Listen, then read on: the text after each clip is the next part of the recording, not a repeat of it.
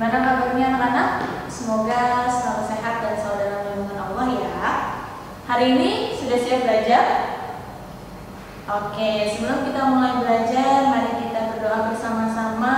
Semoga Allah berikan ilmu yang bermanfaat dan kalian bisa menerima pengetahuannya dengan baik. Berdoa mulai. Berdoa selesai. Oke, ini adalah materi yang akan kita pelajari di semester 7 bab 1, yaitu objek IPA dan pengamatannya. Nah, apa saja sih objek IPA? Yang kalian tahu apa? Makhluk hidup, oke. Apalagi? Alam semesta, apalagi? Benda-benda yang terkait dengan fisika dan kimia. Oke. Nah, kita lihat nih. Nah, objek IPA itu adalah makhluk hidup.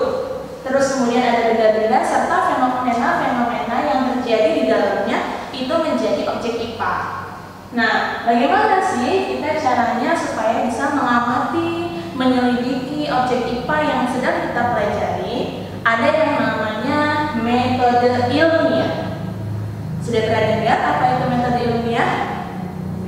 Belum? Oke, nggak apa-apa. Nanti kita akan belajar tentang metode ilmiah supaya kalian jadi lebih tahu. Kita next ya. Nah, ini the scientific method atau metode ilmiah. Apa sih metode ilmiah itu? Metode ilmiah adalah langkah-langkah yang teratur dan terkontrol dalam menyelesaikan suatu masalah. Nah, ada 7 langkah dalam metode ilmiah atau biasanya kita singkat dengan 7M. Nah, yang pertama itu adalah merumuskan masalah. Merumuskan masalah itu seperti apa? Misalnya, kalian pernah nggak menanam biji tanaman kacang hijau di tempat yang gelap?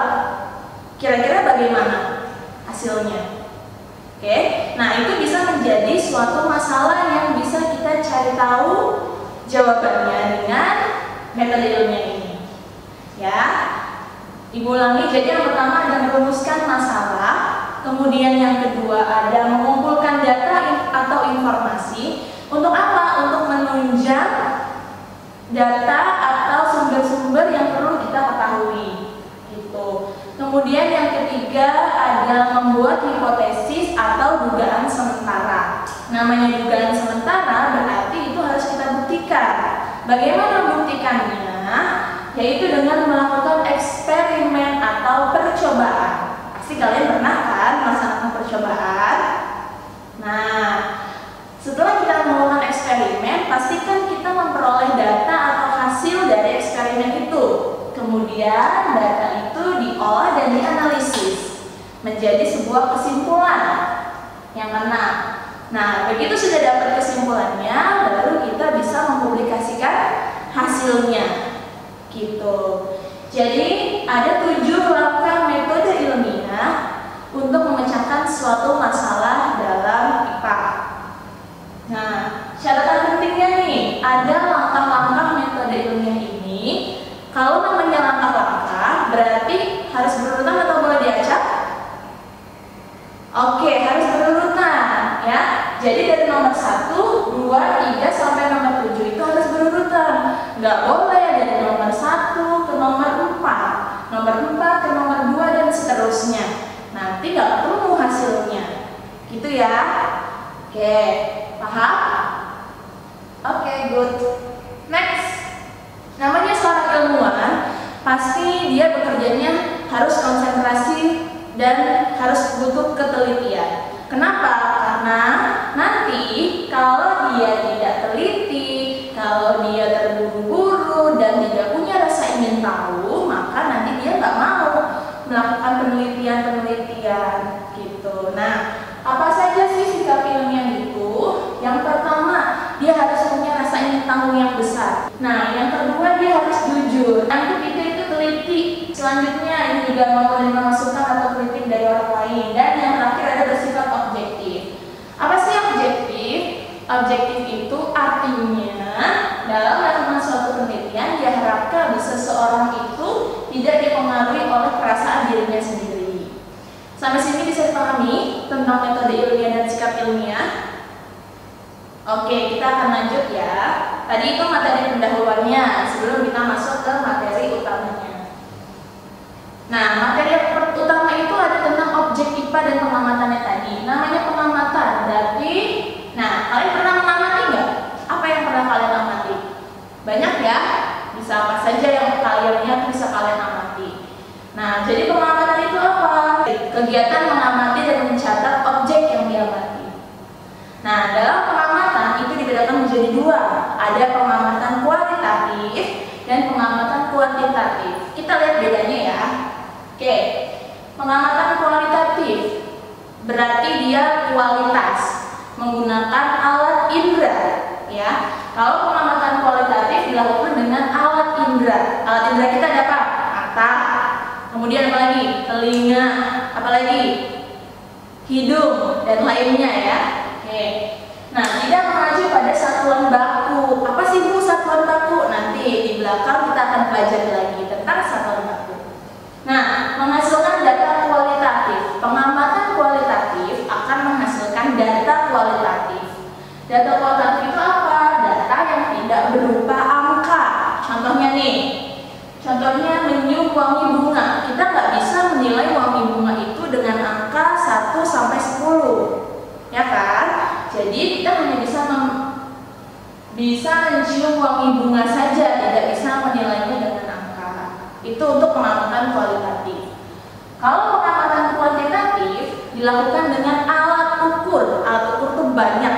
Nanti kita akan belajar. Nah, harus mengacu pada satuan baku. Kalau yang pengamatan kualitatif tidak mengacu pada satuan baku. Nah, terus kemudian menghasilkan data kuantitatif yang berupa angka. Oke, sampai sini paham ya? Nah, contohnya apa? Mengukur massa badan dengan timbangan. Pernah kalian menimbang berat tubuh kalian? Nah, muncul angka kan? Nah, itu dia namanya data kuantitatif. Ya. Misalnya massa tubuh kalian 30 kg. Nah, itu ya. Itu data kuantitatif yang berupa angka. Sampai sini ada pertanyaan? Oke, lanjut ya. Kalau tadi ada pengamatan, yang ini sekarang ada pengukuran. Pengukuran berarti proses membandingkan suatu besaran dengan besaran lainnya yang sejenis. Nggak boleh dia kalau nggak sejenis, nanti berbeda. Ya, yang dipakai sebagai satuan. Nah, ketemu nih, ada satuan. Tadi kita sudah ketemu ya dengan satuan di depan. Satuan itu ada satuan tidak baku yang menghasilkan nilai ukur berbeda antara satu orang dengan orang yang lain. Artinya ketika ibu yang mengukur dengan kalian yang mengukur itu kemungkinan berbeda hasilnya. Ya. Nah, tidak diakui secara internasional. Tidak diakui secara internasional. Berarti dia di sini aja. Hanya kalian saja. Hanya kalian sendiri, hanya ibu sendiri. Nggak bisa dipukul rata dengan orang-orang lain di luar sana. Nah, contohnya ada depak, hasta, ada jengkal. Kalian pernah mengukur dengan jengkal? Jengkal biasanya tangan ya.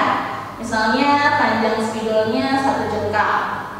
Terus kemudian ada depak. Depak itu ketika kalian merentangkan tangan. Oke. Terus ada apa lagi? Oke, selanjutnya adalah satuan baku. Satuan baku ini menghasilkan pengukuran yang sama antara orang yang satu dengan orang yang lainnya. Misalnya, ibu mengukur panjang buku menggunakan penggaris diperoleh hasil 30 cm. Ketika kalian yang mengukur menggunakan penggaris yang sama atau dengan penggaris yang lain yang berukuran lebih panjang, itu maka akan diperoleh hasil yang sama juga. Ya, karena dia menghasilkan pengukuran yang sama. Gitu, karena menggunakan alat ukur. Nah, berlaku secara internasional, artinya ketika buku itu dibawa ke luar negeri dan diukur oleh orang luar negeri dengan penggaris juga, maka akan diperoleh hasil yang sama. Gitu. Contohnya satuan baku itu ada meter, kilogram, second, dan lain-lain. Oke, next. Nah, ini ada besaran dan satuan, ada gambar timbangan dan dua buah apel. Pernyataannya begini, sebuah apel memiliki massa 100 buah apel bermasa 130,7 gram. Yang manakah yang merupakan besaran dan satuan? Apel besaran, masa, gram? Oke, ya. Yang namanya besaran itu berarti yang mana? Ini dia nih. Massa itu adalah besaran. Dan satuannya apa? Satuannya adalah gram. 130,7 ini apa? Berarti itu adalah angka, nilai atau angka. Bisa dipahami ya? Oke. Jadi besaran itu adalah segala sesuatu yang dapat diukur dan dinyatakan dengan nilai atau angka. Sedangkan dalam fisika, besaran itu memiliki nilai dan juga satuan. Jadi besaran itu otomatis pasti dia punya nilai dan punya satuan. Dan dapat dinyatakan dengan angka ya tadi. Satuan adalah segala sesuatu yang berfungsi sebagai pembanding. Ya, harus ada satuannya apa? Kalau nggak ada satuannya, kita nggak tahu 130,7 apa. Gitu. Nah, dalam fisika besaran ada dua macam. Ada besaran pokok dan besaran turunan. Nah, satu-satu kita bahas ya. Yang pertama ada besaran pokok. Besaran yang satuannya didefinisikan sendiri, tidak dapat diturunkan dari besaran yang lain. Artinya dia berdiri sendiri besaran itu. Hasil suatu pengukuran selalu dinyatakan dengan satuan, dan satuan baku yang ditetapkan oleh para ilmuwan itu disebut juga sebagai sistem internasional atau disingkat sebagai SI. Nah, ini SI terdiri dari dua macam, ada MKS meter, kilogram, second, dan CGS sentigram dan second. Besaran pokok ada 7, ya. Besaran pokok itu ada 7. Yang pertama itu adalah panjang, massa, waktu, suhu, kuat arus listrik, intensitas cahaya, jumlah molekul zat. Kira-kira kalian bisa ingat nggak? Bisa? Coba kita ulang lagi. Besaran pokok terdiri dari 7. Yang pertama adalah panjang, oke. Yang kedua massa, waktu, suhu, kuat arus listrik, intensitas cahaya, dan jumlah zat. 7 tadi adalah besaran pokok, ya. Terus kemudian satuan SI-nya apa? Ingat bahwa besaran itu selalu ada satuannya, mempunyai nilai dan satuan. Nah, tadi satuan yang kita pakai adalah satuan SI atau sistem internasional. Kalau panjang satuannya apa? Meter. Kemudian massa satuannya apa? Kilogram.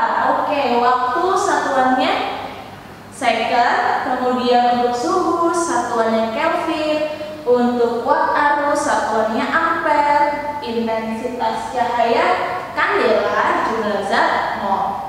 Bisa? Ya. Kalau panjang satuannya meter. Massa satuannya kilogram. Suhu satuannya Kelvin.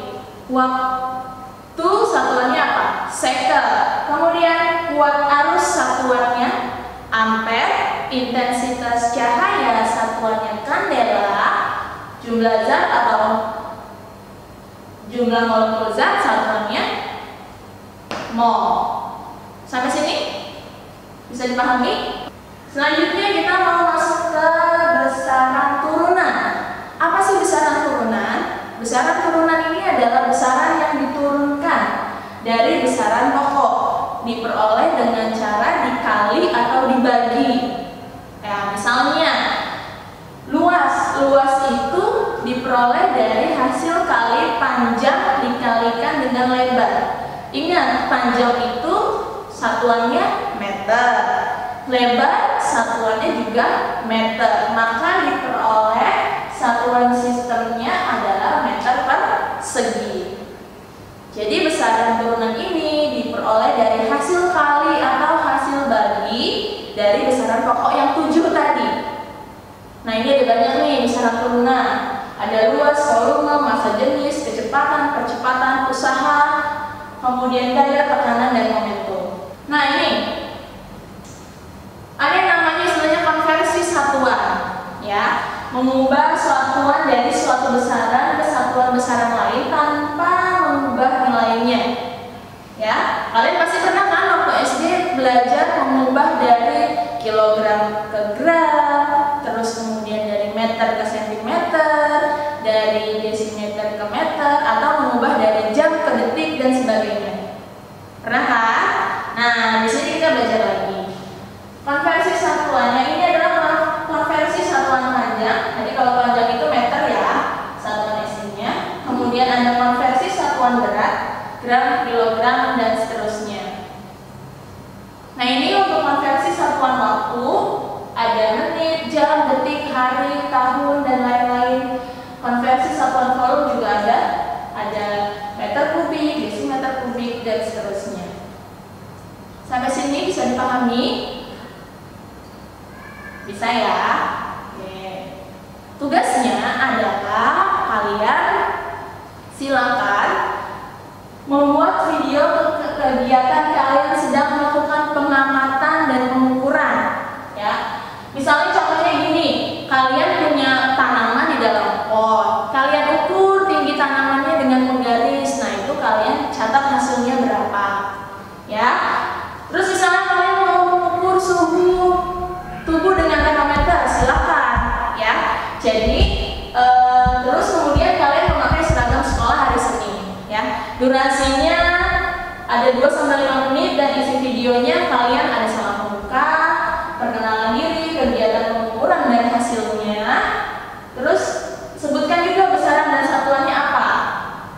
Dan yang terakhir ada salam penutup, ya. Durasinya 2-5 menit. Nah, nanti videonya dapat dikirimkan ke email ibu, ya, paling lambat minggu depannya. Pertemuan berikutnya di minggu depan. Sampai sini ada pertanyaan untuk tugasnya? Kalau ada nanti bisa langsung hubungi ibu ya. Nanti kita bahas jawabannya. Oke? Sampai sini bisa dipahami ya? Baik. Karena materinya sudah selesai untuk hari ini, mari sama-sama baca hamdalah. Alhamdulillah. Kurang lebihnya mohon maaf.